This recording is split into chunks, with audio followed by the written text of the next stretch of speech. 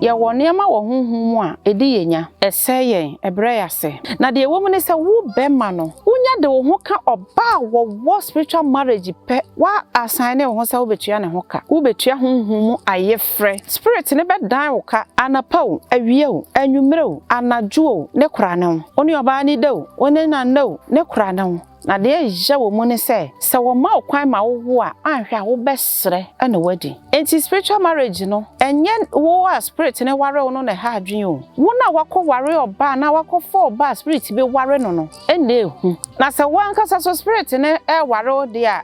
wankasa ba bia ntiment na ho obe na obekọ ubeye wiase ade nyina ma no enye ne fe obekọ onye ne hwe onye evidence onye reason bia nti a wo ja wo obekọ de to so me yensa wankasa na wo no wo hu befuru nipa ntentem bebi anka wo ye adwuma anka first ye boje oso na fe wo ba na obi ye twe ne ho se adwuma bi na wo mu na ye de ye opani a wanhwe obeba be ye cleaner se be ma wo ba honhom ba wo ware na wo sa be ma no wo hu do entna oba mu nche ani so esisi ya na be attracted to you onya ne de wie pe na ate wani so ebeti oba na ni so sa so na ye ma de enti so oba bi so ne be ma owo spiritual marriage koda ne ye ja na yare menkwa mi o de puade edrobe na menom ye wanum nuro wa ye niama yase ye treaty white wa treaty afekra de dem o treaty no na eye west eye de ya woni be ma na guso te ho a ha ho fa duro nka spiritual marriage hu eye more serious than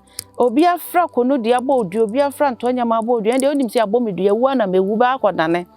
na we no wonnim sources no wonnim bebi e free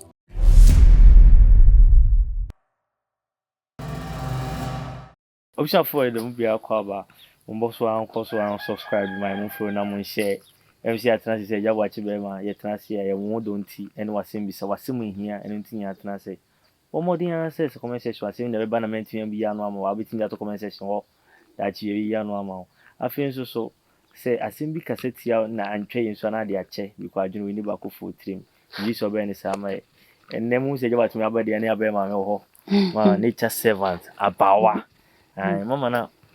akwaba ye cha you can also the bia also semina me ma wakwaba so be ne den ache yesi obi no bi kire no kre bia boko de erade adum bishop fon so bia ho ye de rade ase mama o say toda ya na da bia ye kan hunhum asem ye hunhum aware ya muslim na ya na ta kuma man because a man ya o se me ho asem wadada so mo fanche be ne de mama pese o kire yade ye pe hunhuma ware a efa mema o die hu a efa danger no e na pese boy na kire ye se ne etie odaroma medase ya hwefo nyina medamase meda wonso ase na mefa so ache ye maame pani ye maame ache bruwa ba kope asomdwe nkan bebi a wo bia na ye cherished subscribers ni viewers nso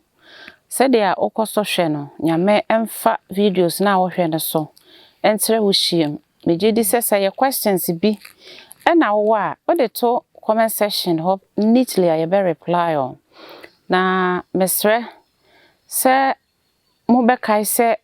ye wo honhom wiase na ye wo honhom wiase ntino ade bi a wo de wani hu no se ye ba kwa kai hu se wo mpempem wo akire esan se se wo ho na wonji di se hwe wo ho a hwe mfa ho hwe nso ni ho ebeboa hwe nso ni ho a asem to wa ebeka bia ma wo enti ye wo niam wo honhom a edi yenya eseyen ebre yase medikan aka video si a ye na menua de question ya bai am say ye treaty pen na eye very critical say e wo say ye hwe na ye firi ho na nipa bia wo ho a enye nsuo bia na bibibia ye hyira so na wo benom na wo behu say o hawo no na hyase nie na dia ye de so ano a ye yie ni nti ye be ma thorough teachings wo ho na ya ma directions a e beboa me gidi say ye ne sa na ye nti ye can the danger side of spiritual marriage on men na ehu e chenduabo pa e very very dangerous because one hwa de be she fie be yie o de be she nipa o de be she mo abo o de be hye nsuo o de be hye adan o de be hye neema bebre na nso no na emfira mo bia ayesa wonam na osunsum ayora wo ho unse dasani bia wo sunsum ay ka ne ho 229 na wo kwa unse osunsum de wachi ba tuduru esum a na wasan na chi ba we de wadaw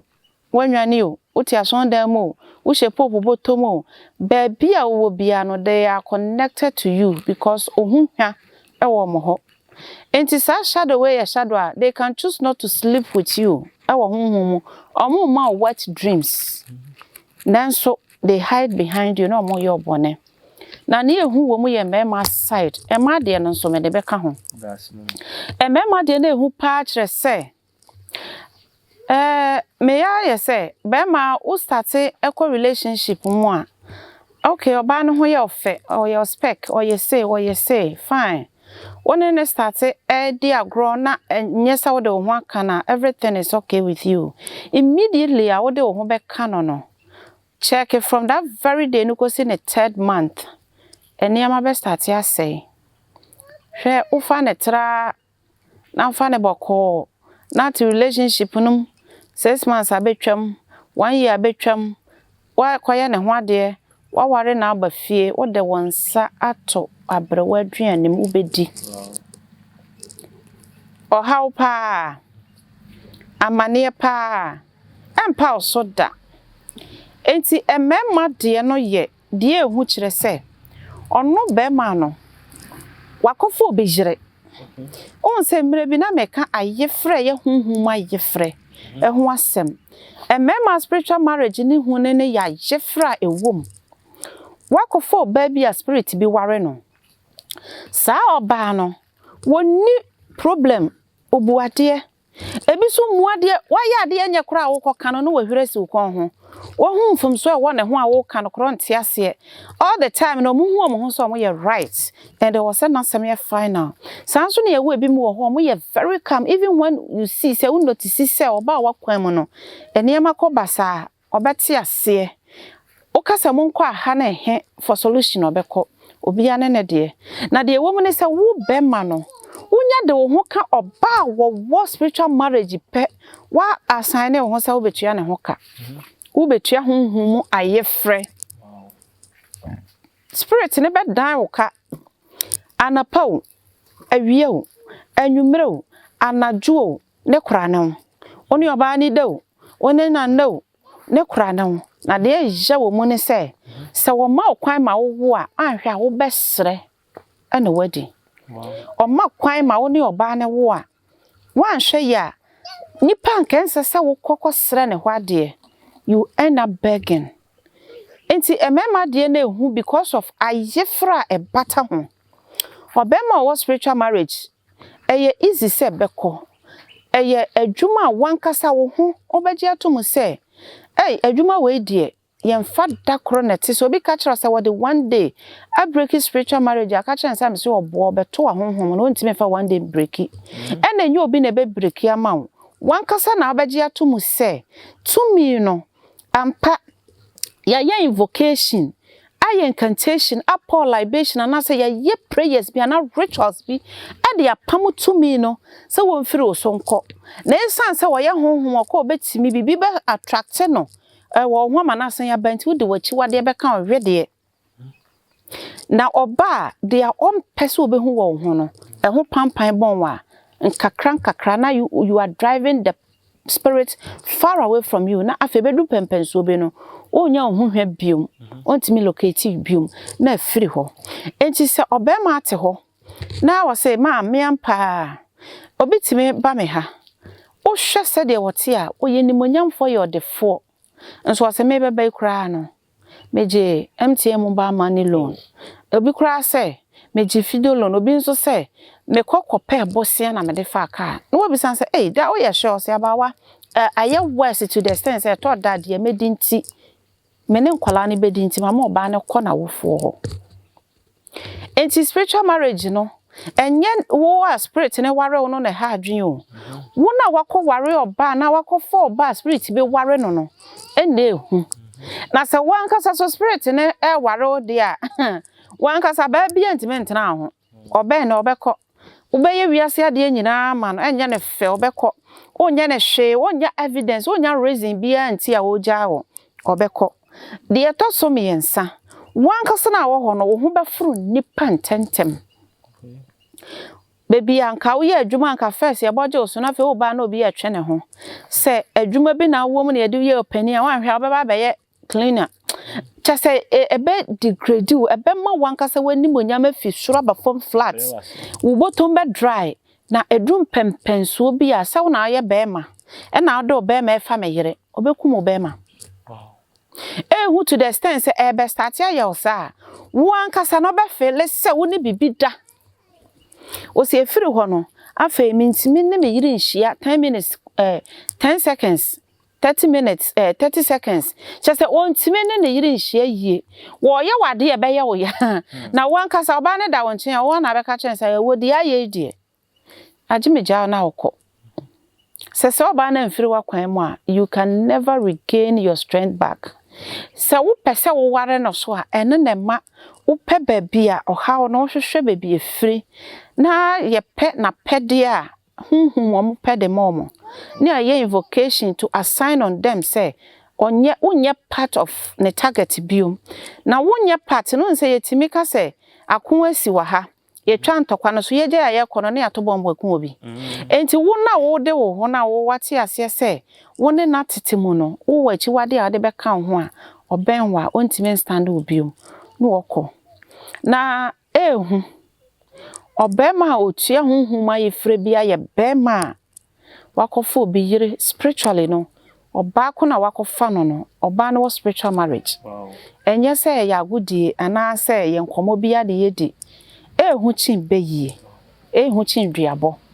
me da se yo ene na ma moti about small can bomodin say ne number na twego no fa bia ofre ma mpatwen fa na wo e bia na nkomo a wodi na wo chefa ede ewom obi dra na share na omwa wo numbers ni 2 ofre bia asma me fa na wo afin so na me sen ka mu biem about temple no o CC no me no ahoden ene yo se eboa aja set ene dem mema ba mbo de na Mr. Setapia ene me chiao e woni ma pa wo ye me bon pa so bia be afin so abawa pon wa bia to amu bibiara enti oni akro oba wo akola panie wo ihia so ofra be ba be hu mama ne kura ne kofodua na kumase baby obi obekire ye to ankomo no so mama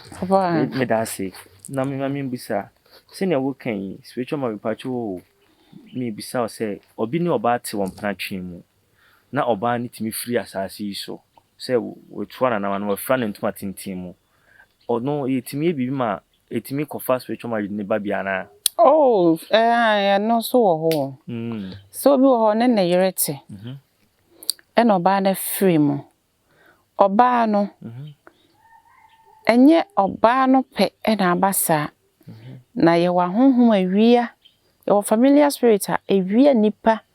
spirit de ya ade enti no samotia so ba ne tia se no wa ware me na me na ote ya ka se owo mu nkwamu ye betena na ba ma timi bie na no ka se wuwu mpu a me megusu adowa amake enti ye topic a ye be treat I need to clear this na enipa nyina ate ne ma bi so asese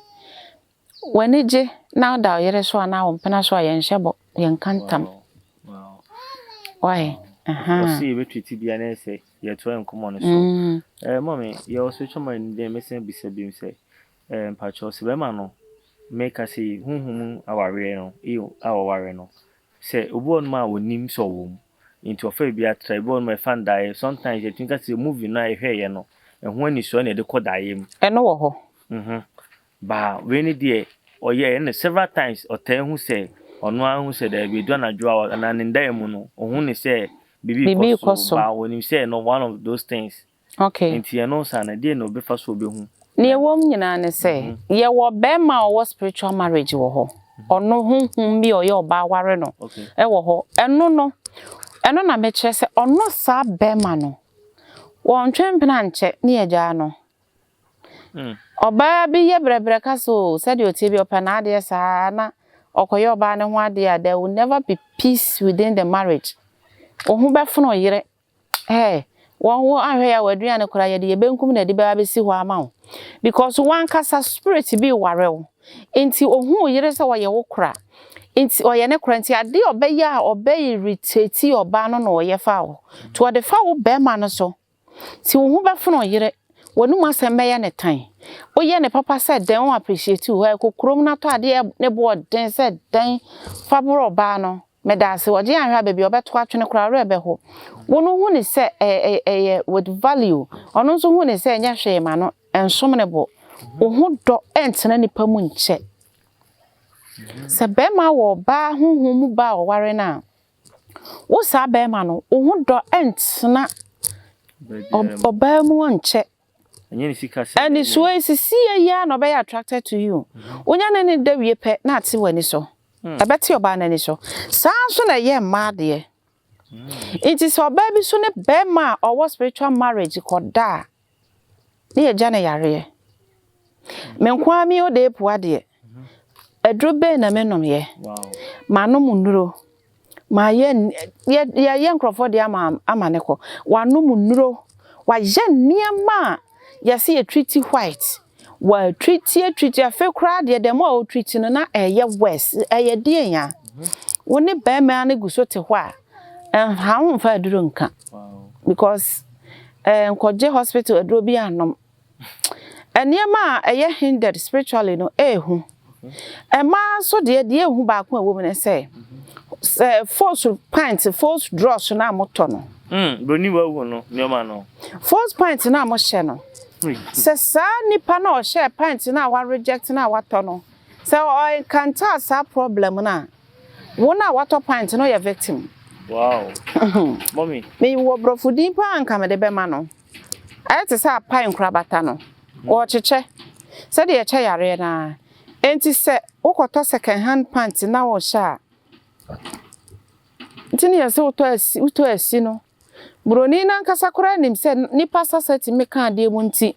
ukoto force wo country bia so na smell ye baako what is the reason behind it nti unso to a no wa penchene ne wasi me kan se ma obi ankoto o to a no wa penchene de asi no wa dry wa wiem no wa pempa ye papa bia eden abo aguso nti oba wo de be mo no wo spiritual marriage da no yare amane ye ne ho funu nipa adwuma mu na owa de obeye bia no enye nipa fe ehu wa had be hye na bi oti fia obompa ye pa ma so ye baifo anhwa de be hye o maame anhwa de ba ko hye o papa anhwa de ba ko hye obi o de ba ko titare niam enim ho hwe anso na spiritual marriage because spiritual marriage ehu chi nduabo ni sunsu anso na ti se duabo wan kasa no sa sori mu na wa sofo kora mpo secretary ni wana sa wona one sofo ko bebe ho be funu sofo mpe so be hwe wanim because obehu se nanka first die nanka ti say ekoba ne sen na we de aye chinchin atwan ya se kura de papa impe mani mahwe se pa mama impe mani mahwe enya baifo enya ni nyina na ye de hye be fie be yi obi wo ho anasem obeso de aba me ho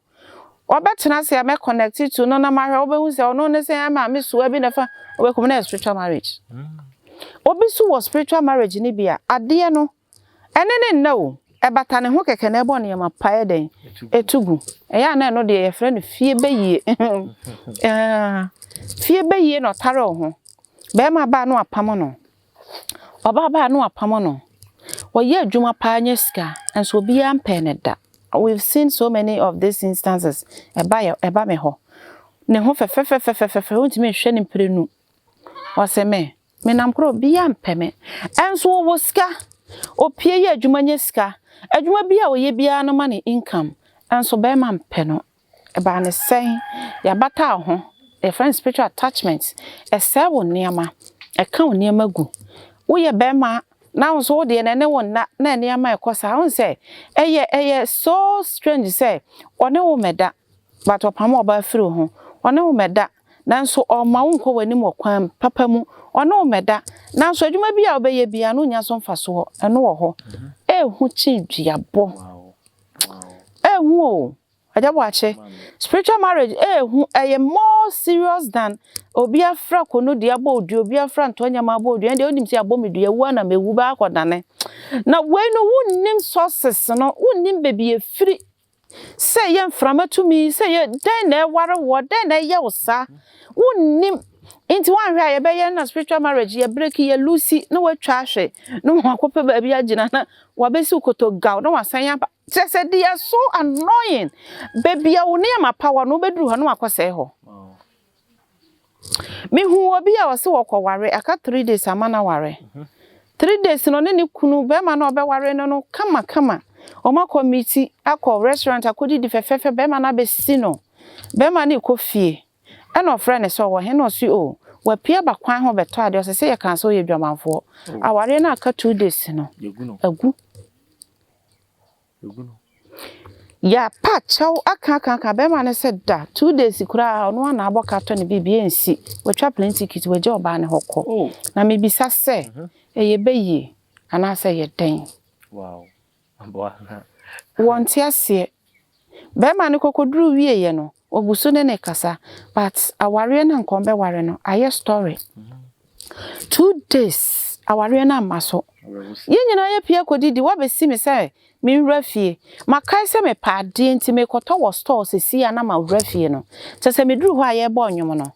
ye kan se wo de ye dwamanfo se we uni ho a de oye ni nti no mabesu nti wasan ko oboy ho mu kochele because na ye weekend waka anya ye nti bisa ho se na senka ye wo a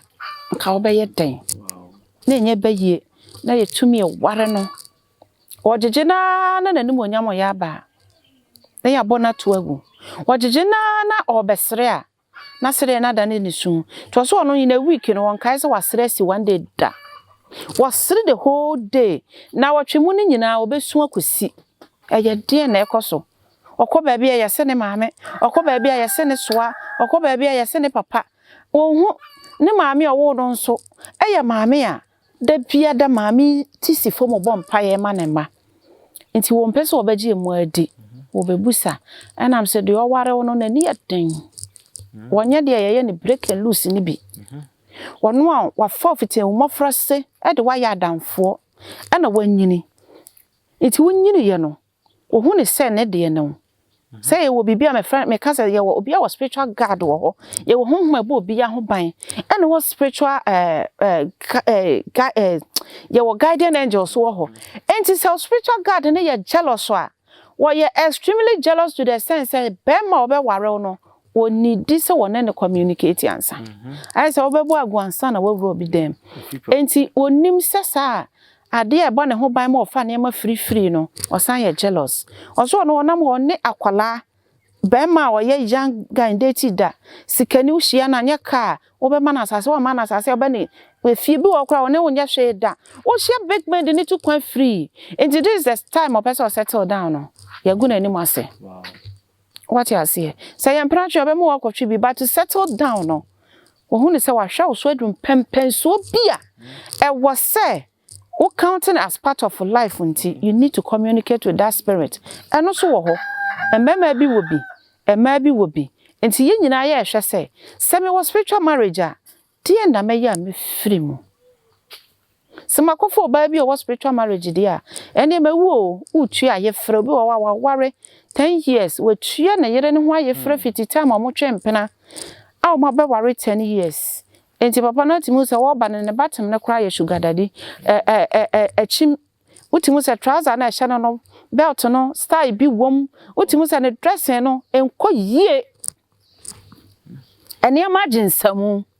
wakofo bi yire ukofo bi yire ni so a hunhun mu no sa na esie se de ni so ye do company fo ho na otu ayefra no spiritually sa na tie obetu oba ne ho ayefra but we spiritually no ntua ba ko mfa ho ni utua to aso ba ko miensa na ade papa bi aba wa kwa mu anu abo ato agu because oyi ne chefa firi mu ade aka no no wasan ahwete ehu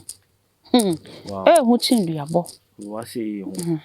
ehu sin duabo abawa wakase bebre wacha de so bebre nyame ko so awon shira wate obodia se obekọ comment section wo na woja no comment section no woja o message ato no message aba number no etwagu fa bi ne frɛ mpa chomo fra kasema me hemfa na wo bisio no obi ne platform obi a subscribe my na nua bi nso TV na share na nua bi nso TV iguso ya eti asem fra bawa abawa masị se to so ma ya ti ase spiritual man o ka se o ma hu se ye stabi ye ntade ne kwa na ye krefra bu abrochire ba na ye ni sketofo so no yetinya hu sunsu anso abawa yenkom abusunya generation tinya spiritual man ye mema fam ani o ani dia me kan ya fa ne tra ye kuwa o ma o continue ono se onyo na iwale tena ho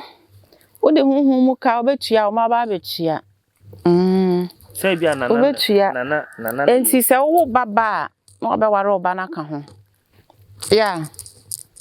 because spiritual marriage ehu chin be yie ni duabo na enya agro na media before I am more serious about these things because me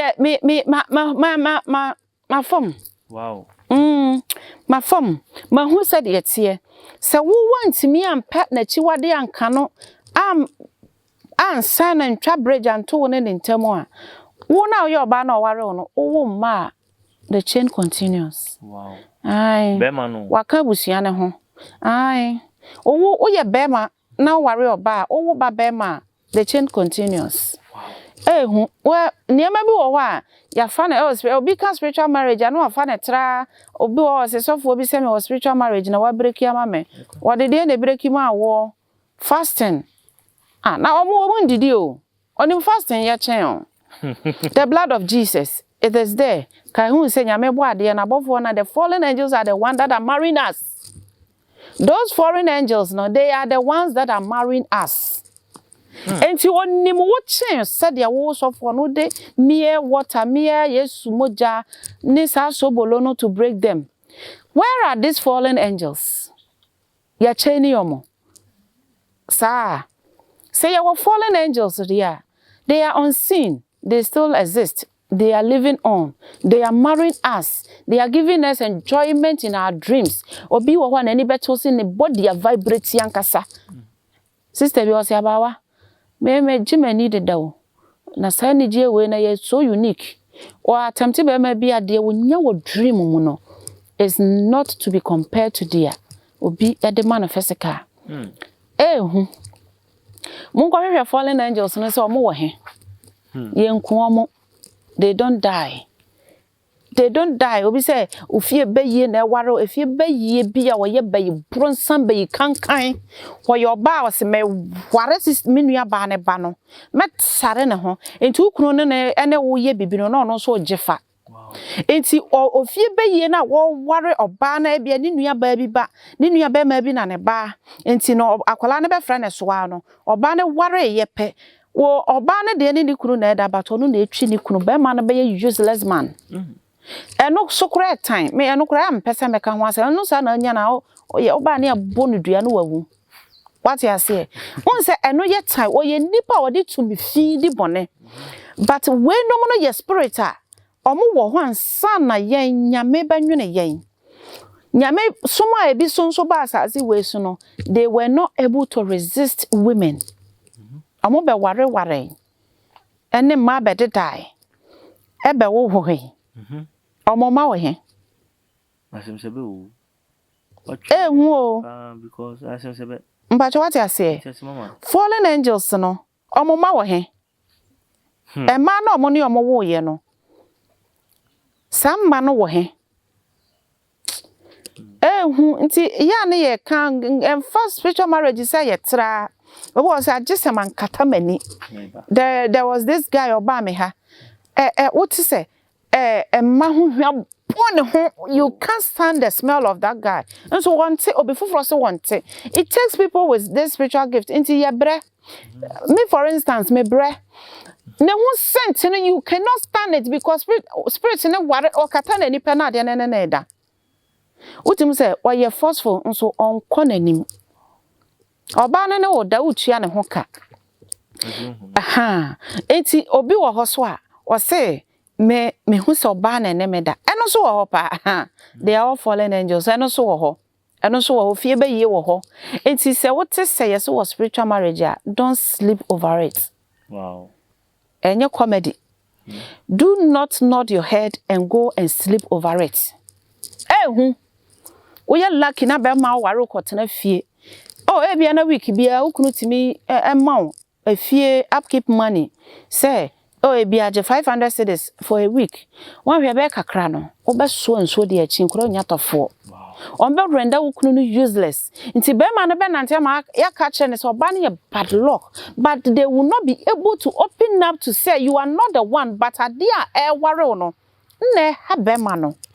Ade na e attach to wo no. Na se be ma na djuma na ama be ma na ni monyam aba fom utimi se be ma na fe wo mpensa afe wa pensa be ma na fe panyan ho ye se ono ye bibia kodwo to na obeka se we ya dwendwen na oboa wa twa ne ka se ono na create dua na ode be fawo enti ni tadua ni ni hwa na obehu se yes wo de ne nsa kan obi ade yendi sanema we hu agro dua de se ye da ne dua easily na spiritual marriage na behu se wo the whole year fighting so in see so bo say ekoye na asen aba ekoye na relax ye direction de ma wo no e bia ye ma prayers bi ye ma bible quotations bi ye ma set time bi fire fasting unya daje ye ekoye be 6 months to 1 year asan aba wo sori na didida ukoye den biom na san ba ye na kire say sojafo no ha wakoka omo no omo ani e den chen wo omo kura weapons chen wo less me da say na abawa kan nyina no senior econo say nya gudie mama obi kwatun ga say na kwa de me fa go because sunsun ene bedan me ntua ka bia me feelings mama me show yenjai enya de pa ene o kan no sit me say woni o ma go chances wo dwumatimi say wow timi fa yare bia wow be bokasa enkoda me sere number na twego no fa ne bisa say mama fa na wo mommy bisa o your abrantie bi your conversation or the betu o say ono wakata nania na munkuma che no eche ne nso a no wa emre na ade se oba no ye de obi wi ansa na wa yo okay aje ne ho sane na ansa any our problem but the problem no say what say your foul weakness so bia na a nice guy Ebia na you attracted to multiple women but onye ma asem enti oba ne hu se okra spirit ebi wo ho a na eye spirit nipa okra spirit what you say the american what you say e wo ho a okra spirit ne ho ofe what you say and wo hu be ma bia be ma no so ho ofe wonya na nka wo pe but this is the case a wonya be ma no enti no the spirit within her no will go and sleep with the man for satisfaction. What you say? A bit me a marine spirit. Okay. And no, na marine spirit. One no better or be freeze no why you weak. No what da. And he said, oh, unya na kwai, obeti me a sonimu a felle se obi. And no, yes, sir. Aye. We are na marine princesses no na yes, sir. But remember the na man sway. A man on so dear no. Or bow nya sad no. Okay. We quite also to me, leg no see or no, a bassa, no canna talis, or canna closet. Now, and so still no who's a spam sabano. I don't know the other day. What your 20 sign I afraid you. Oh, yeah. So one and so, a very young lady. Oh, then who come by my beer or my bear money problem. Yes, a been a mecano. Or cofa bear my beer or my bear money problem, say. At the corner, what a night, minute da, a man is sure no sadi and a banner. At the chrono, we any enemy, we are a crowd for one never better man soon could see Seba could be who. Now, because they don't die, no, you will be the one to die because of only flesh, one of craft flesh, two now be who. Until who are all the best strangers and then boom, pie kakra, now you preserve life. And I be say, hey. Me akwasi mi pa na me nie na afa die age mesre ansa na maye den madi emu bia ne ho a eye better sa obema bi wo ti me kan say me de me mpega bi because me che feelings wo me daye mu